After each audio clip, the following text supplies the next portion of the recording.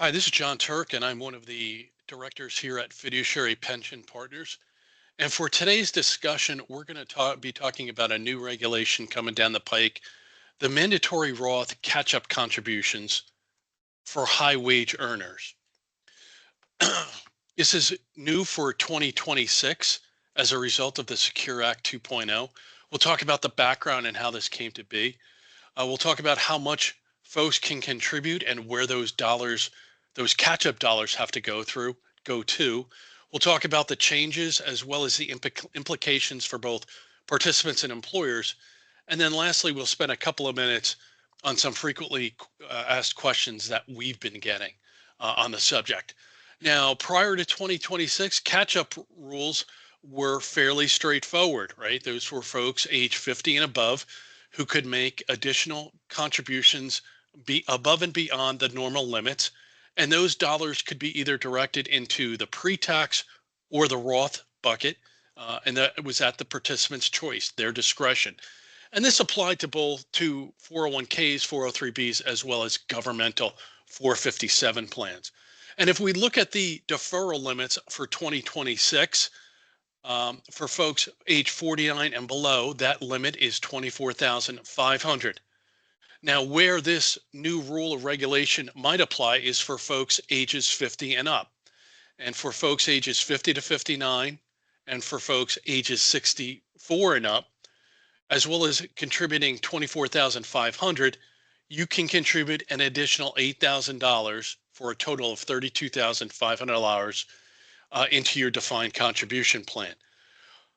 For folks that are age 60 to 63, there is what we call the super catch up or enhanced catch up, which could allow folks in that age band to contribute an additional $11,250 for a total of $35,750. Now let's talk about the Secure Act 2.0, what has changed around catch up contributions. So again, this affects just catch-up contributions, so it may apply to those folks that are age 50 and above, and it also applies to what we now call high wage earners or high wage participants. And that is defined in the scope of this rule as those folks who have FICA wages in the year prior that are greater than 150,000. So for 2026, what we do is we look back to your FICA wages in 2025, and if you earned more than 150,000, you are going to be impacted. And what that impact is that your catch-up contributions can no longer go into the pre-tax bucket. They now, for 2026, have to go into the Roth bucket. Excuse me, this is a major shift towards Roth. And if we think about Roth contributions, those are made on an after-tax basis. So the government will be collecting taxes as those catch-up contributions go into the plan. And again, this is effective beginning January 1, 2026 and beyond. And again, who is affected? Participants age 50 and above, their catch-up contributions. And again, in the prior year, 2025, you would have had to have had FICA wages that exceeded 150,000. And in future years, that FICA wage base is going to be indexed for inflation. Now, this only applies to your catch-up contributions. If we think about the regular deferrals, that $24,500, the regular limit, those can still go into the pre-tax bucket. Now, they can go Roth if you wish, but you as the employee participant have discretion around that. What you don't have discretion on about in a go-forward basis is if you've earned more than 150,000 and are making catch-up contributions, those contributions now have to go into the Roth bucket. Now, Roth in and of itself is not terrible, right? We know that if you're going to take your money out and have a qualified distribution within the Roth concept, your interest, earnings, capital gains, or dividends, well, those will come out tax-free, right? So it's not terrible. And when you think about the implication for employers, if your employer plan sponsor does not have a Roth concept within their plan currently, they have to add that. Otherwise, participants who are wage earners will not be able to make catch up contributions because for high wage earners, those catch up dollars have to go into the Roth bucket.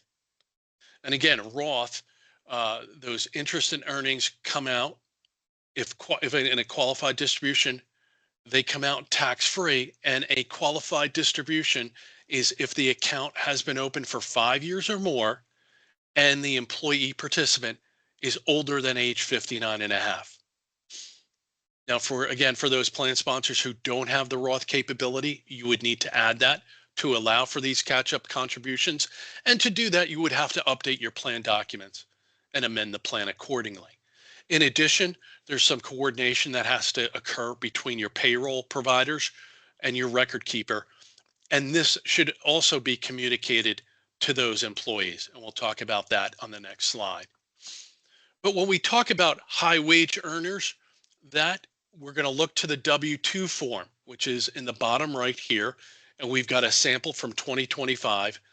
And the FICA wages are illustrated in box 3. And that is highlighted in green.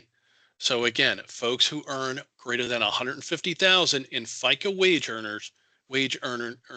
wage income in 2025, those will be impacted. Now we've got a number of questions that we have frequently been getting as advisors and consultants on this subject. Number one, is K1 income impacted? No, K1 income is not impacted when determining whether somebody is subject to the mandatory Roth catch-up rules, as K1 income is not included in FICA wages. Now, if somebody is receiving K1 income and they're receiving W-2 FICA wages, and within that W-2, their FICA wages are greater than 150,000, then yes, they're going to be impacted and have to make catch-up contributions in Roth. But the K1 income is not factored into this equation. As a plan sponsor, how do we handle mid-year hires who may have crossed the salary threshold with their prior employer? You only have to worry about wages from the current employer. Those are the only ones that matter. Will contribution limits, such as the 415 and the 402G limits, remain the same? Are they impacted by this? They're not impacted, right? The normal deferral amount of 24,500, that's still in play. And the 415 limit of 72,000 is still in play. However, those are obviously indexed for inflation and could change in 2027. What happens if the employee accidentally makes pre-tax contributions? There's a couple of corrective actions that you can take, reclassifying those dollars through a W-2 or doing an in-plan rollover of those pre-tax. If your plan does have the Roth concept, you just roll those over into the Roth side of things. Do you need to notify employees of this new rule, this new regulation? Yes, there is an expectation that you will communicate this change to your employees. At Fiduciary Pension Partners, we can help with that, drafting that communication, providing clear, concise communication to your employees. And we could also work in conjunction with your record keeper to notify the employees of this change.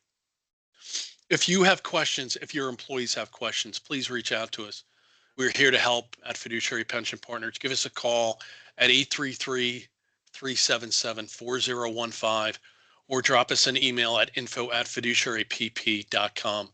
We are here to help. We will also post and host this video to our YouTube channel.